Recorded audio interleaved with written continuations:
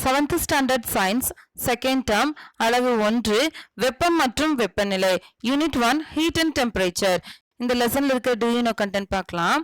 First, மனிதர்கள் வெவ்வேறு உடல் நிலையினை பெற்றுள்ள போதிலும் அவர்களின் சராசரி உடல் வெப்பநிலை 37 டிகிரி செல்சியஸ் 98.6 டிகிரி ஃபாரன்ஹீட் ஆகும்.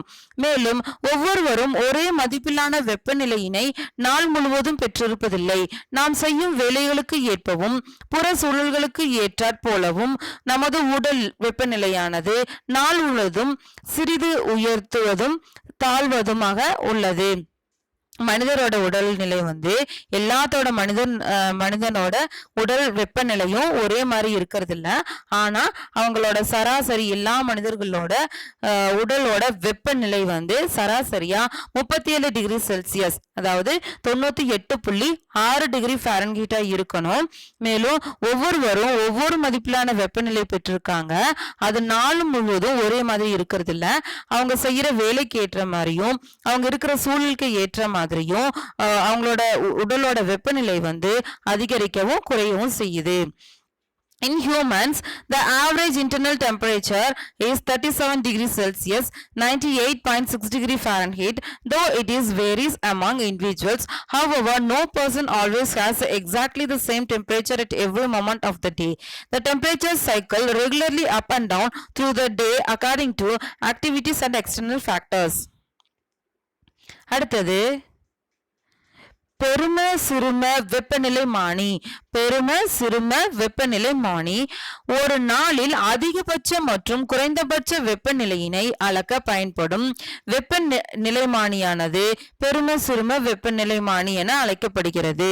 ஒரு நாள்ல நடைபெறக்கூடிய அதிகபட்ச மற்றும் குறைந்தபட்ச வெப்பநிலையை அளக்கிறதுக்கு பயன்படுத்துற வெப்பநிலைமானி தான் பெரும சிறும வெப்பநிலைமானி. Maximum minimum thermometer. The maximum and minimum temperatures of the previous day reported in weather reports are measured by a thermometer called the maximum minimum thermometer. அடுத்தது, உலகின் பெரும்பான்மையான மனிதர்கள் அன்றாட வாழ்வில் வெப்பநிலைகளை அளக்க செல்சியஸ் அளவீட்டு முறையினை பயன்படுத்துகின்றனர். கெல்வின் அளவீட்டு முறையானது தனிச்சுழி அளவீட்டு முறை மட்டும் அல்ல.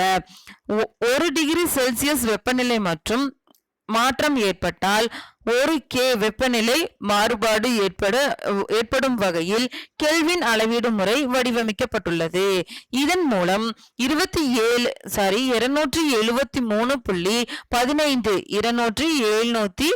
273.15 என்ற மதிப்பினை செல்சியஸ் அளவீட்டுடன் கூட்டுவதன் மூலமாகவோ அல்லது கழிப்பதன் மூலமாகவோ நாம் மிக எளிமையாக செல்சியஸ் அளவீடு முறையினை தனிச்சுழி அளவீடு கெல்வின் முறைக்கு மாற்றிக்கொள்ள இயலும். ஆனால் ஐக்கிய அமெரிக்க நாடுகளில் ஃபாரன்ஹீட் அளவீடு முறையினை பயன்படுத்துகின்றனர். ஃபாரன்ஹீட் அளவு முறையினை தனிச்சுழி கெல்வின் அளவீட்டு முறைக்கு மாற்றுவது எளிமையானதாக இல்லை. இதனை சரி செய்ய அவர்கள் ராங்கின் அளவீட்டு முறையினை பயன்படுத்துகின்றனர். கிளாசிகோ பல்கலைக்கழகத்தின் பொறியியலாளர் மற்றும் இயற்பியலாளர் ரான்கின் 1859 ஆண்டு இம்முறையினை அறிமுகப்படுத்தினர். இது தனிச்சுழி அளவீட்டு முறையாகும். மேலும் 1 டிகிரி R ஏற்படும் மாற்றம் 1 டிகிரி F-க்கு 1 டிகிரி ஃபாரன்ஹீட்டுக்கு சமமாகும் வகையில் வடிவமைக்கப்பட்டுள்ளது. எனவே ஃபாரன்ஹீட் அளவீட்டு முறையினை பயன்படுத்துபவர்களுக்கு தனிச்சுழி அளவீட்டு முறையே தேவைப்பட்டால் அவர்கள் R = F + 459.67 என்ற வாய்ப்பாட்டினை பயன்படுத்தி ரேங்கிங் முறைக்கு மதிப்பினை எளிமையாக மாற்றிக்கொள்ள இயலும்.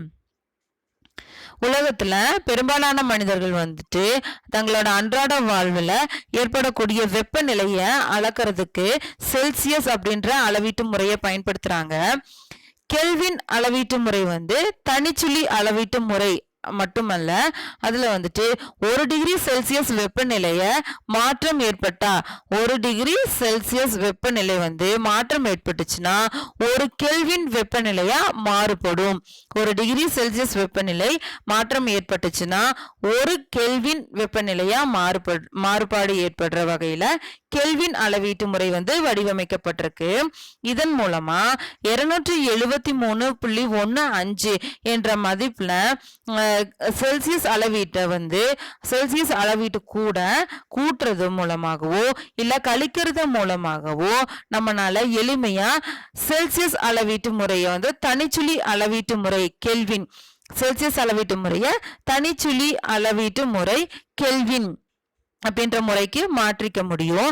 ஆனா ஐக்கிய அமெரிக்க நாடுகள்ல வந்து ஃபாரன்ஹீட் அளவீட்டு முறையை தான் பயன்படுத்துறாங்க.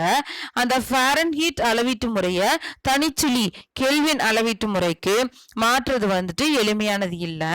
அதனால அதை சரி செய்யறதுக்கு அவங்க வந்து ரேங்கிங் அளவீட்டு முறையை பயன்படுத்தினாங்க.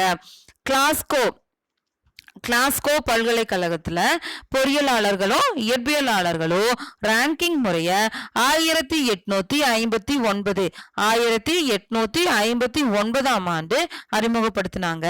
இது தனிச்சுழி அளவீட்டு முறையாகும்.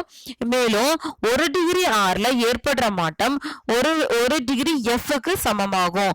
1 டிகிரி ரேங்கிங்ல ஏற்படுற மாற்றம் வந்து 1 டிகிரி ஃபாரன்ஹீட்டுக்கு சமமா இருக்கிற வகையில அந்த முறையை வடிவமைச்சிருக்காங்க. அதனால ஃபாரன்ஹீட் அளவீட்டு முறையை பயன்படுத்துறவங்க வந்து தனிச்சுழி அளவீட்டு முறைக்கு மாற்றம் செய்யணும் அப்படின்னா R = F + 459.67 அப்படின்ற வாய்ப்பாட்டை பயன்படுத்தி ரேங்கிங் முறைக்கு மாற்றிக்கலாம். ரேங்கிங் முறையில் இருக்கிற மதிப்புக்கு மாற்றிக்கலாம்.